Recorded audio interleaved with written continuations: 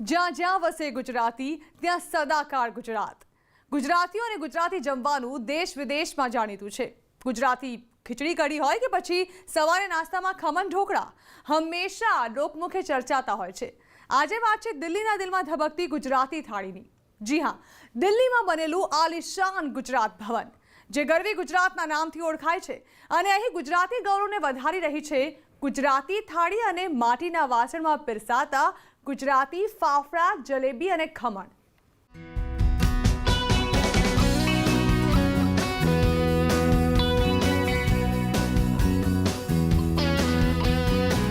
દિલ્હીના દિલમાં ધબકતું ગુજરાત. દિલ્હી ગુજરાતી વ્યંજનનો ચટાકો.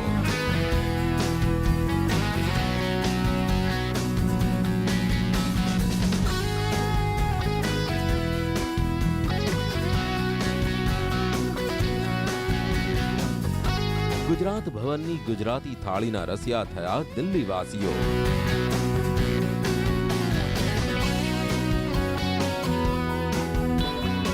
ગુજરાતની વાત આવે ત્યારે ગુજરાતી ડિશને પણ કેવી રીતે ભૂલાય. ઢોકળા, ખમણ, ફાફડા, ઊંધિયું, જલેબીના સૌ કોઈ દીવાના છે. ગુજરાતનો નાસ્તો હોય કે ફૂલ થાળી, તેનો ચટાકેદાર સ્વાદ સૌ કોઈના મન મોહી લે છે. ગુજરાત બહાર રહેતા ગુજરાતીઓ જ નહીં, પરંતુ અન્ય રાજ્યના લોકો પણ ગુજરાતી થાળીના રસિયા છે. ત્યારે આજે એક ગુજરાતી થાળીની વાત કરવી છે. એ ગુજરાતી થાળી જેનો ઇતિહાસ આઝાદી પહેલાનો છે અને હાલ ગુજરાતી થાળી દિલ્હીના દિલમાં પણ ધબકી રહી છે. फाफड़ा, जलेबी, खमन, ढोकला, गाठिया का नाम सुनते ही मुंह में पानी आ जाता है. और अगर आप देश की राजधानी दिल्ली में घूमने आए हैं और गुजरात की इन तमाम चीज़ों का स्वाद लेना चाहते हैं तो दिल्ली के अकबर रोड पे बने गरवी गुजरात में बानी रसोई में आपको ये तमाम तरीके के गुजराती डिश मिल जाएंगे. थाली की तो आपने बात सुनी होगी कि थाली यहाँ पर मिलती है, लेकिन थाली के साथ साथ ब्रेकफास्ट की भी तमाम वैरायटी यहाँ पर मिलती है. और अब मैं आपको वो सारी वैरायटी आज दिखाऊंगी और खुद भी चक्कर देखूंगी, क्योंकि नाम लेते ही थोड़ा सा मुंह में पानी आ गया है. तो यहाँ पर अभी टेबल खाली है, लेकिन धीरे धीरे चीज़ें यहाँ पर आना शुरू हो जाएंगी. સૌથી પહેલા એક ઝલક દિલ્હીમાં બનેલા આલિશાન ગુજરાત ભવનની, એટલે કે ગરવી ગુજરાત ભવન.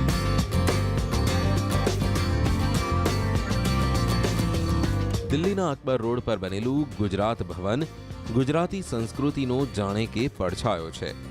કોઈ 5 સ્ટાર હોટલને પણ ટક્કર મારે તેવું 7 માળનું આ ગુજરાત ભવન પ્રથમ નજરે સૌ કોઈને આંખે ચડી જાય તેમ છે.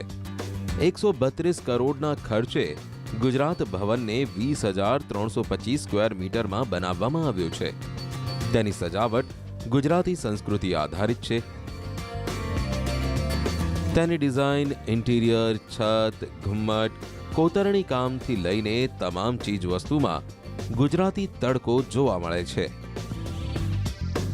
और सबसे बड़ी चीज़ ये है कि दिल्ली के किसी भी बड़े से बड़े 5 स्टार होटल में अगर आप रहते हैं तो वहाँ पर रहने का पैसा आपको यहाँ पर रहने से बेहद कम देना होगा. यानी कि अगर आप बड़े 5 स्टार होटल में जाकर रहते हैं तो आपको एक दिन का 15 से 20 हज़ार रुपये खर्चना होगा. लेकिन अगर आप इस गरवी गुजरात में आते हैं तो बेहद कम दाम में आप यहाँ पर रह सकते हैं. हालांकि इस गुजरात भवन में जो तमाम लोग हैं, जो डेलीगेट्स हैं, वो यहाँ पर आते हैं. देखकर आप कहेंगे कि ये इमारत ही नहीं, मानो गुजरात यहाँ पर खड़ा हो, क्योंकि गुजरात के दर्शन करने हो तो गरवी गुजरात में किए जा सकते हैं. और जिस तरीके से ये पूरा जो इमारत है, ये जो पूरा भवन है, ये सिर्फ आज की सोच के साथ नहीं बल्कि कल की सोच के साथ बनाया गया है. तमाम जो चीज़ें यहाँ पर की गई हैं, इको फ्रेंडली सिस्टम जिस तरीके से अपनाया गया है, टेक्नोलॉजी आपको देखने के लिए मिलेगी, कला संस्कृति यहाँ पर आपको देखने के लिए मिलेगी. तो ये जो तमाम चीज़ें हैं ये अपने आप में अपनी कहानी को बयान करता है. इसके साथ ही यहाँ पर हैंडीक्राफ्ट के लिए भी एक अलग से सेक्शन बनाया गया है. यहाँ पर आपको फर्श पर ये पटोला प्रिंट नज़र आएगा. पटोला प्रिंट गुजरात की पहचान है. और जिस तरीके से यहाँ का इंटीरियर आप देखें तो पूरी तरीके से गुजरात से जुड़ी हुई हर एक चीज़ को दिखाने की कोशिश यहाँ पर की गई है. રાષ્ટ્રપિતા ગાંધીજીની જયંતિ નિમિત્તે પ્રધાનમંત્રી મોદી દિલ્હીમાં ગુજરાત ભવનનું લોકાર્પણ કર્યું હતું. દિલ્હીનું આ ગુજરાત ભવન પ્રધાનમંત્રી મોદીનો ડ્રીમ પ્રોજેક્ટ પૈકીનો એક છે. ગુજરાત ભવનમાં 19 સ્યુટ રૂમ છે, બિઝનેસ અને કોન્ફરન્સ હોલ બનાવાયા છે, મલ્ટીપર્પઝ હોલ અને meeting room, tea lounge, library, gym, yoga centre, restaurant, dining hall અને 2 મીડિયા રૂમનું નિર્માણ કરવામાં આવેલું છે. ગુજરાતી ભાતીગળ સંસ્કૃતિને દિલ્હીમાં ધબકાવતું ગુજરાત ભવન પોતાનામાં એક ખાસ છે. પરંતુ ગુજરાત ભવનની નવી ઓળખ બની છે અહીંની ગુજરાતી થાળી. અને દિવસે ને દિવસે ગુજરાતી થાળીનો ખાવાનો ધસારો વધી રહ્યો છે. ગુજરાતી ટેસ્ટ અને ગુજરાતીઓને ધ્યાનમાં રાખી અહીં સવારે ચા નાસ્તા તેમજ ખાસ ગુજરાતી થાળી પીરસાય છે, જે તમને ગુજરાત બહાર દિલ્હીમાં પણ ગુજરાતી ટેસ્ટ આપે છે. સૌથી પહેલા વાત કરીએ ગુજરાત ભવનમાં મળતા ગુજરાતી નાસ્તાની. सर यहाँ पे अगर हम गुजरात के खाने की बात करें तो थाली अमूमन लोग जानते हैं, लेकिन जब दिल्ली घूमने आते हैं बहुत सारी वैरायटीज मुझे दिखाई दे रही. पहले मैं जानना चाहूँगी क्या क्या कुछ खास है. देखिए रचना, गुजराती कुजीन, हम नॉर्थ इंडियन की बात करें, कोई भी इंडियन के अंदर कुजीन की बात करें, लेकिन गुजराती कुजीन ऐसी है, इवन इंटरनेशनल कुजीन की भी बात करें, जितनी वैरायटीज़ गुजराती कुजीन में है वो वैरायटी किसी भी कुजीन में हमने नहीं देखी है. More than 250 types of variety जो है सिर्फ फरसान की है, जिसे स्नैक्स कहा जाता है, जो ब्रेकफास्ट से लेके लंच से लेके आपके इवनिंग स्नैक्स से लेके थ्रू आउट द डे आप कभी भी आप उसको इजीली आपको अवेलेबल हो जाती है. तो हमारा मेन मोटिव यही है कि गुजरात की जो बेस्ट डिशेज है, आउट ऑफ दोज 250 डिशेज, उसमें से बेस्ट क्या हम लेके आ सकते हैं दिल्ली वालों के लिए, और वो ऑथेंटिसिटी क्या रहेगी कि गुजरात से हम शेफ लेके गुजरात वाले स्टाइल में और इसको एक मिट्टी के बर्तन में परोसना, ये सब कीपिंग यहाँ के जो डिग्निटरी जो यहाँ पे आते हैं उनको उनका टेस्ट माइंड में रखते हुए, यहाँ के जो गेस्ट आते हैं जो गुजरात के हैं पर है दिल्ली में, जो गुजरात का खाना यहाँ मिस कर रहे हैं, वो सब के कॉन्सेप्ट लेके ये आप टेबल देख रहे हो जो ये सजी है आज टेबल, ये उसी का कॉन्सेप्ट है. ગુજરાત ભવનમાં જે પણ ગુજરાતી સ્વાદ માટે જાય તેને તમામ પ્રકારની ગુજરાતી વેરાયટી મળી રહે તેનું ખાસ ધ્યાન રાખવામાં આવે છે. સાથે જ સૌથી મહત્વની વાત એ છે કે આ લોકોના સ્વાસ્થ્યને ધ્યાનમાં રાખીને બનાવવામાં આવી છે. હાલ કોરોના મહામારીમાં પણ અહીં તમામ પ્રકારના પ્રોટોકોલ્સનું પાલન કરવામાં આવે છે. देखिए, आप आए होंगे यहाँ मॉर्निंग में, हमने देखा कि पूरा सैनिटाइजेशन डेली बेसिस पे होता है since it's a government building. तो यहाँ के प्रोटोकॉल्स बहुत ही सख्त है, बाय डिफ़ॉल्ट सख्त है. आज ही सुबह सबके कोविड टेस्ट हुए, ये हम फ्रिक्वेंटली करवाते रहते हैं, हफ्ते बाद, महीने बाद, 15 दिन बाद ये हम करवाते रहते हैं, सो दैट एक हम जो भी चीज़ें यहाँ पे सर्व करें वो एक हाइजीन के साथ सर्व करें. बिल्कुल. ગુજરાત ભવનની મુલાકાતે આવતા પ્રવાસીઓને સવારે ગુજરાતી નાસ્તા મળે છે. અહીં ખાસ ગુજરાતી રસોઈ રાખવામાં આવે છે. સાથે જ માટીના વાસણમાં નાસ્તો પીરસવામાં આવે છે. अच्छा सर, ये जब लोग यहाँ पर आते हैं, अलग अलग राज्यों के बहुत सारे डेलीगेट्स भी आते हैं, तो सबसे ज़्यादा डिमांड किसकी रहती है? क्योंकि गुजराती अगर हम ब्रेकफास्ट की बात करें तो जहन में सबसे ज़्यादा जलेबी, फाफड़ा, थेपला. जी बिल्कुल. ये फाफड़ा और जलेबी के बिना ब्रेकफास्ट गुजराती का आप इमेजिन भी नहीं कर सकते, क्योंकि हर एक घर में, इवन आप गुजरात भी जाओ वहाँ पे भी आप नॉर्मली कोई भी अफोर्डेबल घर किसी पे भी घर पे चले जाओ, आप फाफड़ा और जलेबी बहुत कॉमन है. तो यही इसको एक बेटर वे में, ऑथेंटिक वे में दिल्ली के अंदर प्रेजेंट करना, एक यही हमारा मेन मोटिव है कि गुजराती ब्रेकफास्ट में सिर्फ यही चीज़ ना हो, जितने भी वहाँ के, जैसे मैंने कहा कि मोर देन 250 डिशेज जो है, वैरायटीज़ जो है सिर्फ फरसान की है, सिर्फ स्नैक्स की है, उसमें से चुनिंदा जो बेस्ट हो सकती है वो हम यहाँ पे इंट्रोड्यूस कर रहे हैं. ગુજરાત ભવનમાં સવાર થતાં જ મુલાકાતીઓ ગુજરાતી નાસ્તાની લિજ્જત માણે છે, તો બપોર થતાં જ ગુજરાતી થાળીનો આનંદ માણે છે. ગુજરાત ભવનની મુલાકાતે આવતા ગુજરાતીઓ માટે થાળી એક નજરાણું સમાન બની રહી છે. दिल्ली में बने हुए गर्वी गुजरात में गुजराती इस थाली को खाने के लिए लोग दूर दूर से आते हैं. और अब जब आप यहाँ पर आएंगे तो सबसे पहले इस थाली को आप देख रहे हैं, ये गोल थाली है और इसके साथ यहाँ पर एक सिल्वर थाली भी होती है. तो आप अगर गोल थाली लेना चाहते हैं तो आप गोल थाली ले सकते हैं, अगर आप सिल्वर थाली लेना चाहते हैं तो आप सिल्वर थाली ले सकते हैं. और अगर आप इसके प्राइस की बात करें तो दाम भी बेहद वाजिब दाम है. 400 रुपये में आपको भरपेट गुजराती खाना यहाँ पर मिल सकता है. ગુજરાત ભવનમાં સલાડ, છાશ, ભજીયા, ખમણ સહિતની વાનગીઓ થાળીની જમાવટ થાય છે. થાળીમાં ખાસ મુલાકાતીઓના સ્વાસ્થ્યનું ધ્યાન રાખવામાં આવે છે. अगर आप देखें तो ये सारा खाना है ना न्यूट्रिशन से भरा हुआ है, ना ज़्यादा तेल है इसमें, ना ज़्यादा मसाले हैं, और आपके हेल्थ के लिए भी बहुत ज़्यादा अच्छा रहने वाला है, क्योंकि हेल्थ कॉन्शियस आजकल सबको ही हो गया है। तो यहाँ पे बहुत सारी चीज़ें आ गई, स्टार्टर अभी आ गया है, अभी थाली पूरी सजनी बाकी है। ગુજરાતી થાળીમાં ખાસ કરીને વિવિધ પ્રકારની દાળ, શાક, રોટલી, છાશ, પાપડ, વિવિધ અથાણા એક ગુજરાતી થાળીની આગવી ઓળખ છે. આ તમામ વ્યંજનોથી જ બને છે સ્વાદિષ્ટ અને મધુર ગુજરાતી થાળી, જેનો સ્વાદ દેશ અને દુનિયામાં જાણીતો છે. અહીં વિશ્વમાં જાણીતી ખીચડી પણ અહીં જાણીતી બની છે. तो अमूमन गर्वी गुजरात में खिचड़ी जो है वो डिनर के टाइम पर परोसी जाती है। अगर खिचड़ी होगी तो हम आपको खिचड़ी भी दिखाएंगे, क्योंकि खिचड़ी की बात जिस तरीके से खिचड़ी को प्रमोट करने के लिए कई सारी चीज़ें हुई है, और इंटरनेशनली लेवल पर जाकर अब खिचड़ी एक फेवरेट डिश बन चुकी है लोगों के बीच में। तो जितने भी फॉरेन डेलीगेट्स यहाँ पर आते हैं वो लोग खिचड़ी पसंद करते हैं खाना, और खिचड़ी और कढ़ी की तो अपनी एक अलग ही स्पेशलिटी है गुजरात की, क्योंकि गुजरात की खिचड़ी और कढ़ी आपने नहीं खाई तो आप गुजराती खाने के स्वाद को भूल जाइए। तो ये आ गई है गुजराती कढ़ी। हालांकि ये बनती रात में है लेकिन हमें दिन में भी दी जा रही है। तो ये हम जिसकी बात कर रहे थे, खिचड़ी की बात कर रहे थे, तो यहाँ पर ये है कढ़ी और ये है गुजराती खिचड़ी। तो खिचड़ी भी आ गई है, और अब आप देख सकते हैं कि पूरी जो थाली है वो सज कर तैयार हो चुकी है। रोटी है, चपाती बोलिए, फुल्का बोलिए, तमाम तरीके की चीज़ें हैं, बहुत सारे नाम है। ये पूरी है, ये पूरी किससे बनी है भैया? मतलब क्या इसकी कोई किसी टेस्ट को लेकर है, ये नॉर्मल पूरी है? नॉर्मल पूरी है। तो अब ये थाली हो चुकी है तैयार, और अब हम इसे टेस्ट करेंगे। સ્ટાર્ટરથી લઈને ફૂલ જમણ સુધી ગુજરાતી થાળીમાં તમામ પ્રકારની વાનગીઓનો સ્વાદ ચાખવા મળે છે. દિલ્હીના ગુજરાત ભવનમાં મળતી ગુજરાતી થાળી ખાસ કરીને યુવાનોમાં ખાસ જાણીતી થઈ છે. थाली सज गई है, यहाँ पर बहुत सारी वैरायटी भी हैं। बानी रसोई है, दिल्ली में लोग आए और गुजरात की थाली का मजा लें, क्योंकि बहुत सारे लोग आते हैं यहाँ पर। तो कैसा रिस्पॉन्स रहता है, सबसे पहले तो मैं ये जानना चाहूँगी आपसे।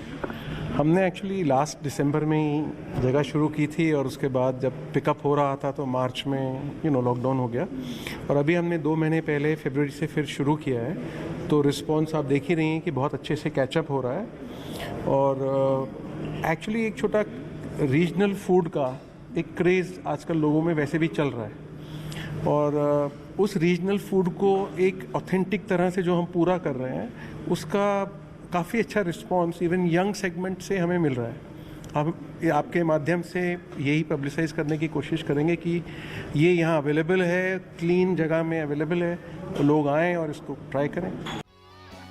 દિલ્હીનું ગુજરાત ભવન પ્રધાનમંત્રી નરેન્દ્ર મોદીનો ડ્રીમ પ્રોજેક્ટ છે. પ્રધાનમંત્રી મોદીના સપના લોકલ ફોર વોકલ, સ્વચ્છતા, પ્લાસ્ટિક મુક્ત ભારત તમામ વાતોને ધ્યાનમાં રાખવામાં આવી છે. જે રીતે સવારનો નાસ્તો માટીના વાસણમાં પીરસવામાં આવે છે, સાથે થાળીમાં પણ કોઈ પણ પ્રકારના પ્લાસ્ટિકના વાસણનો ઉપયોગ નથી કરવામાં આવતો, તેનું એક ખાસ મહત્વ છે. अब यहाँ पर मैंने देखा यहाँ पर जो ब्रेकफास्ट है या जो स्टार्टर है वो मिट्टी के बर्तन में दिया जा रहा है, तो इको फ्रेंडली भी थोड़ा सा यहाँ चीज़ें देखने के लिए मिल रही हैं। जी, इसमें हमारा ये एफर्ट है सस्टेनेबल का, lace use of plastic, plus इस जगह का थोड़ा एसोसिएशन है गुजरात से, प्राइम मिनिस्टर की विजन से। तो जिस जगह से ये बनती हैं, जो मिट्टी के बर्तन बनते हैं, वो basic level of cottage emporium है, जहाँ गांव की औरतों को भी एम्प्लॉयमेंट मिल जाती है। सो उस चीज़ को सबको ख्याल रखते हुए मिट्टी का आइटम प्रमोट हो रहा है। इसीलिए। अच्छा सर, प्रमोट हो रहा है आपने कहा कि, और बहुत सारे लोग जब एक चीज़ से जुड़ते तो एम्प्लॉयमेंट भी जाहिर सी बात है कि बढ़ता है। एक चीज़ और है कि सर इस रसोई का नाम बानी रसोई, तो इसके पीछे का क्या कारण है, ये मतलब बानी रसोई क्यों रखा गया है? तो सबसे प्यारा आपको क्या एक्सपीरियंस है खाने का? या तो नानी के हाथ, माँ का हाथ, या इफ़ जो लोग लकी रहे हैं उनको दादी का हाथ, या माँ का हाथ, या नानी का हाथ। तो गुजराती में बा मीन्स दादी, तो दादी की रसोई, तो बेसिकली बानी रसोई, नी मीन्स की in Gujarati, and Bani Rasoi. And second small implication also was Kasturba, Ba.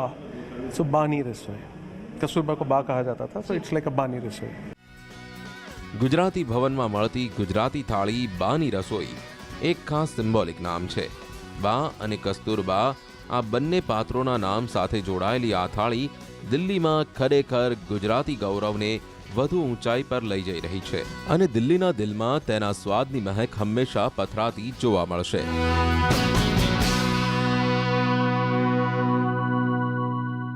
Gujarati થાળીનો ઇતિહાસ વર્ષો જૂનો છે. અમદાવાદની 120 વર્ષ જૂની એ જાણીતી જગ્યા જ્યાંથી ગુજરાતી થાળીને નવી ઓળખ મળી હતી, જ્યાં દશેરાના દિવસે ફાફડા જલેબી વેચવાનો પ્રારંભ થયો અને આજે જ્યારે દશેરા આવે છે ત્યારે સમગ્ર ગુજરાતમાં ફાફડા જલેબીનું ધૂમ વેચાણ થાય છે. આજે પણ અહીંના ગુજરાતી જમણની આગવી ઓળખ છે. દેશ વિદેશમાં જાણીતા થયા ગુજરાતી જલેબી ફાફડા. તેનું નામ સાંભળતા જ ગુજરાતીના મોઢામાં પાણી આવી જાય. પરંતુ શું તમે જાણો છો કે ફાફડા અને જલેબીના કોમ્બિનેશનની શરૂઆત ક્યારે, ક્યાંથી અને કોણે કરી? આજે અમે તમને ફાફડા જલેબીના રોચક ઇતિહાસની કહાની પણ જણાવીશું. અમદાવાદના રતનપોળ વિસ્તારમાં ગાંધી રોડ પર આવેલી એ રેસ્ટોરન્ટ જ્યાંથી ફાફડા જલેબી સંયુક્ત શબ્દોની ઉત્પત્તિ થઈ, એમ કહીએ તો નવાઈ નહીં. આ છે અમદાવાદના ગાંધી રોડ પર આવેલી ચંદ્રવિલાસ રેસ્ટોરન્ટ. ચંદ્રવિલાસ રેસ્ટોરન્ટ જેના સ્થાપક ચિમનલાલ હેમરાજ જોશી, જેમણે આ જગ્યાની સ્થાપના કરી અને ચંદ્રવિલાસ રેસ્ટોરન્ટ બનાવી. તેની કહાની ખૂબ જ રસપ્રદ છે અને તેની સાથે આ કહાની સાથે જોડાયેલા છે ઘણા બધા અમદાવાદીઓ અને ઘણા બધા ગુજરાતીઓ. આ જે જગ્યા છે તે જગ્યાનું મહત્વ પણ ખૂબ જ અનેરું છે. આ એ જગ્યા છે કે જ્યાંથી જલેબી અને ફાફડાના કોમ્બિનેશનની શરૂઆત થઈ. વર્ષો પહેલા દશેરામાં અહીં ફાફડા જલેબીના વેચાણની શરૂઆત થઈ. દશેરાના દિવસે રજા હોવાથી અમદાવાદીઓ ચંદ્રવિલાસ રેસ્ટોરન્ટમાંથી ફાફડા જલેબી લાવી પરિવાર સાથે તેની લિજ્જત માણતા. સમય પસાર થતો ગયો તેમ તેમ ફાફડા જલેબીનો સ્વાદ પણ લોકોની જીભ પર ચઢી ગયો. ત્યારબાદ દર દશેરામાં ચંદ્રવિલાસની બહાર લાંબી કતાર લાગવા લાગી. તે સમય હતો જ્યારે અહીં 25 જેટલી અલગ અલગ સ્વાદની ચા પણ મળતી અને દૂર દૂરથી લોકો અહીં ચા પીવા આવતા. ચાની રેકડીથી શરૂ થયેલી અમદાવાદની સૌ પ્રથમ રેસ્ટોરાંની 110 વર્ષની સફર પણ ઘણી રોમાંચક છે. અને ફાફડા જલેબી અલગ અલગ તો ખવાતા હતા જ, પણ એ બેનું કોમ્બિનેશન અને ખાસ કરીને દશેરાએ એ ટ્રેન્ડ આપણે ત્યાંથી શરૂ થયો છે. એ એક આપણા માટે બહુ મોટી વાત છે. ત્યારબાદ જમવાનું શરૂ કર્યું, જેમાં તુવેરની દાળ, પછી બટાકાનું શાક, એ આજે પણ લોકો યાદ કરે છે અને એમ કહે છે કે ભાઈ એની સોડમ એવી આવતી કે 3 દરવાજાથી શરૂ કરો અને 5 કુવા દરવાજા સુધી એની સુગંધ આવ્યા કરે. એકચ્યુઅલી અમે લોકો જ્યારે નાના હતા ને ત્યારે પપ્પા મમ્મીના મોઢે બહુ સાંભળ્યું હતું કે ભાઈ ચંદ્રવિલાસ ખાવા જઈશું, ચંદ્રવિલાસ. પછી અમે લોકોએ ઘર ચેન્જ કરી દીધું, પણ જ્યારે અહીંયા માર્કેટ આવવાનું થતું ત્યારે પપ્પા ખાસ યાદ કરાવતા કે આપણે ચંદ્રવિલાસમાં જઈને ગોટા ખાઈશું અથવા જલેબી ખાઈશું. એટલે ત્યારની યાદો છે અમારી પાસે કે અમે ચંદ્રવિલાસમાં નાનપણમાં ખાધેલું છે અને હવે ક્યારેક ક્યારેક અહીંયા આવવાનું થાય છે તો પછી અમે આ પ્લેસને પસંદ કરીએ છીએ ખાવા માટે. અને શું ભાવે છે તમને? અહીંની ઓલમોસ્ટ બધી જ વસ્તુઓ સરસ છે, પણ જલેબી અહીંની બહુ સરસ આવે છે અને ફરસાણ તો બધું એકબીજાથી ચડિયાતું જ છે, એટલે એવું કોઈ સ્પેશિયાલિટી નથી. તમે જે બી મંગાવો તમને ભાવશે જ. તમે જ્યારે ચંદ્રવિલાસ રેસ્ટોરન્ટની મુલાકાત લો છો તો અહીં જમીચલ શાહ પીરનો તકિયો પણ જોવા મળશે. એક મુસ્લિમ પરિવાર આ તકિયો અહીં લાવ્યો હતો. ચંદ્રવિલાસ રેસ્ટોરન્ટની ચા, ફાફડા અને જલેબી એટલી જાણીતી હતી કે શહેરના શેઠિયા પણ તેની લિજ્જત માણવા ખાસ આવતા. તે સમયે અહીંયાની ચાની એટલી માંગ હતી કે તેના માલિક ચિમનલાલે પાણી ઉકાળવા પિત્તળનું ખાસ બોઇલર બનાવડાવ્યો હતો. દૂધની આવક પણ એટલી જ હતી, જેમાંથી જે